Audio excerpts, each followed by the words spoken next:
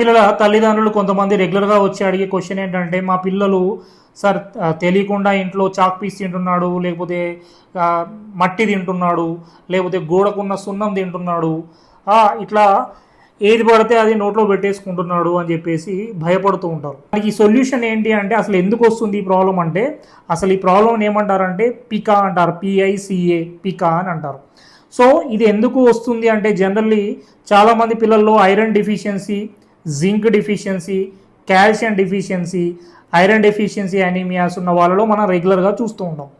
So వీటితో పాటు నులి పురుగులు ఉండడము, దాంతోపాటు కొంతమందికి ఓసిడి అంటే కొంతమందికి ఏంటంటే ఆందోళన ఎక్కువగా ఉండడము, ఇది చాలా మంది పిల్లలకి మనం ఏంటంటే జింక్ సప్లిమెంట్స్ ఇస్తే తగ్గిపోతుంది. కొంతమంది పిల్లలకి ఏంటంటే మీకు ఐరన్ ట్యాబ్లెట్స్ ఇస్తే సరిపోతుంది. కొంతమందికి ఐరన్ ట్యాబ్లెట్లు ఇచ్చినా తగ్గకుండా ఉంటుంది. సో అటువంటి వాళ్ళకు కొంతమంది నులి పురుగులకు ట్యాబ్లెట్లు వేసినా కొంతమందికి ఈ ప్రాబ్లం అనేది తగ్గిపోతుంది. కానీ అప్పటికి తగ్గట్లేదు అని అంటే ఇది కొద్దిగా సైకలాజికల్గా కూడా కొంతమందికి డిస్టర్బెన్స్, అంటే మానసిక రుగ్మత వల్ల కూడా కొంతమంది పిల్లలు తింటూ ఉంటారు. అలాంటి వాళ్ళకు హోమియోపతిలో ద బెస్ట్ రెమెడీస్ ఉంటాయి. సో సార్ హోమియోపతిలో మెడిసిన్ పేరు కూడా చెప్పండి అని అడుగుతారు. కాకపోతే అది మనిషిని బట్టి, వాళ్ళకు ఉన్న రిపోర్ట్స్లో ఉన్న వాటిని బట్టి మెడిసిన్స్ అనేవి మారుతూ ఉంటాయి. అందరికీ పిల్లలకు ఒకే మెడిసిన్ ఉండదు. సో అందువల్ల మెడిసిన్ పేరు అని చెప్పడం చాలా కష్టము.